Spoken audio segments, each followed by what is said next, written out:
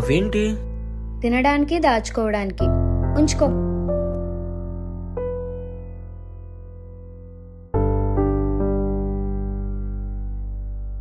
మేఘా, కాసేపట్లో బస్సు వచ్చేస్తుంది.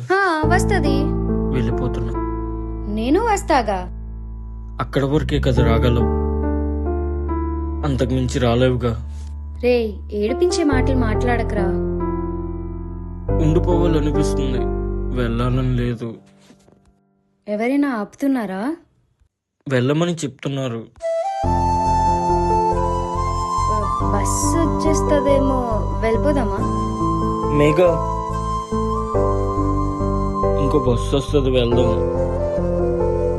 నీతో మాట్లాడాలి.